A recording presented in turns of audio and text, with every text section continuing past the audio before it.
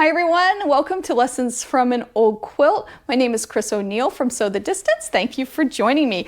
This quilt is a favorite of mine and I couldn't wait to share it with you. I bought it last summer and I kind of wanted to wait for the right moment when we all just needed something cheery in our lives, you know? And this is the quilt that fits that bill. I purchased it at a community yard sale and it was one of those where I saw it across a crowded room, or, well, a crowded field. And I saw it, I just fell in love with it right away. I had to have it. I scooped it up. It was $7.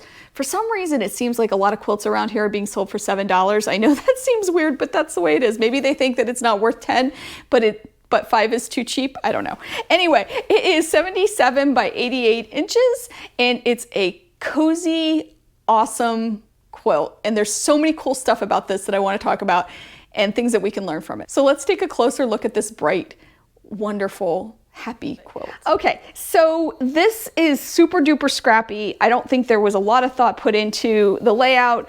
There's some evidence of this here. We see some of the fabrics repeated and right up against each other, which is great. That's kind of my style. If I'm doing a scrappy quilt, I don't like to give a lot of thought to it. So what this maker did was take what I think, at least they did, was take 4.5 by 5.5 rectangles and strip them together. And then they stripped them the opposite way on the next row. So we can see here it was put together with the longer ends together. And then here it was the shorter ends that were put together. So it's a really great concept. In fact, I started really looking at this and thought that would be a great tutorial and a lot of fun to do, until I quickly realized that it doesn't work out mathematically, and I have a feeling that possibly the maker thought of that too after the fact, because you really would want things to be lined up in the middle, and as you can see here, they're not. I don't care. I think it's really cool. So for example, we see here where corners come together. Now, I'm sure this was just a scrap quilt and it was put together and probably not a lot of thought was put into that, but I think maybe, at least possibly, the first intention was to have everything line up, and it didn't. But who cares? I mean, it's still the coolest quilt and it still has a wonderful effect. So we see a lot of the solid fabrics put in with these other print fabrics, and let's talk about the fabrics because I absolutely have some favorites. For example, this brown fabric, I mean, come on, look at that. It just screams, I don't know, the 60s to me, and that's when I think this quilt was at least put together, because as I've said before, a quilt is only as old as its newest fabric. So I definitely feel these are from the 60s, and I think that might be the latest fabric that I found when I was researching them, but you never can be too sure about that. Here's another favorite. I love that. This one's so cool too, with the flowers, the daisies, it's so pretty. And there's just a bunch of other really cool fabrics that are highlighted in this quilt. So let's talk about the construction, because this is really neat the way this was put together. We got to turn it over to see more information about it. So let's do that. Okay, you ready? This is the coolest thing, and this made me really excited when I saw this. The backing is a pre-quilted piece of fabric. It's pre-quilted. So you can buy this now. You can get this at quilt shops. You can get it even at Joann's or online. It is pre-quilted. A lot of people make tote bags, that type of thing out of it. But this person used it for the back of their quilt. And I love that, because not only is it really durable and well quilted, it is offering you batting and backing. So you're getting more bang for your buck. It's very economical, and come on. Who thought of this? This is such a great idea. Maybe people have done it before and I just don't know about it, but I think it was really smart, and it's something I'm going to incorporate into making a quilt, especially for a quilt that's going to get a lot of washing and a lot of use, such as like a baby quilt or something like that. You can see it is seamed and you can hardly see it because the fabric is very busy. It's just so cool. So how was it finished? Okay, let's turn it back around.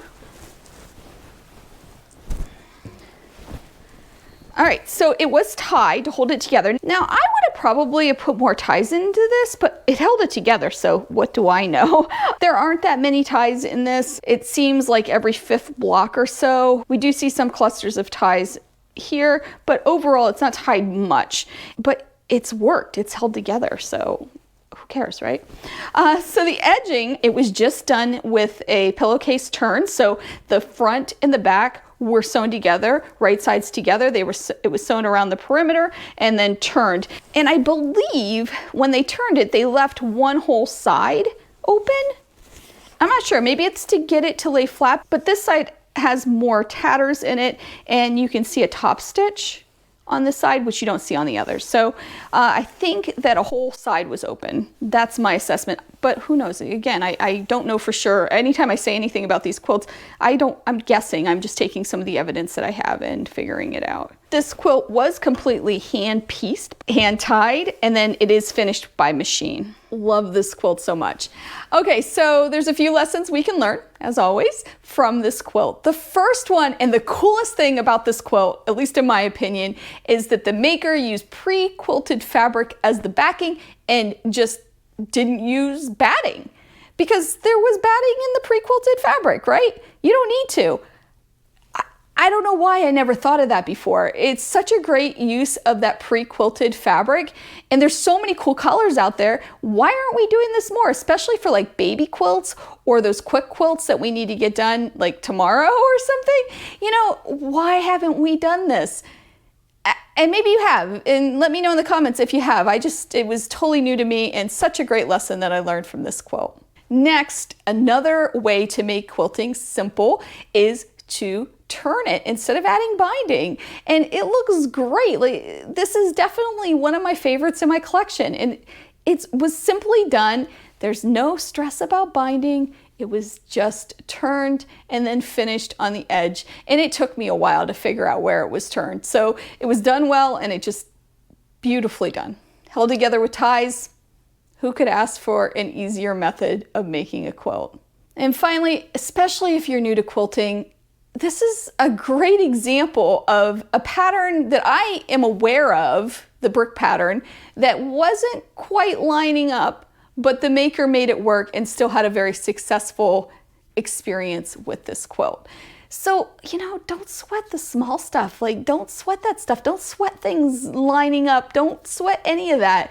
You know, just get in there, start sewing, having a good time, be creative, and make something wonderful like this quilt. I hope you enjoyed seeing this quilt as much as I enjoyed sharing it. Please consider subscribing if you haven't done so, and I'll see you soon. Make sure you take some time to quilt, and have a good day. Bye.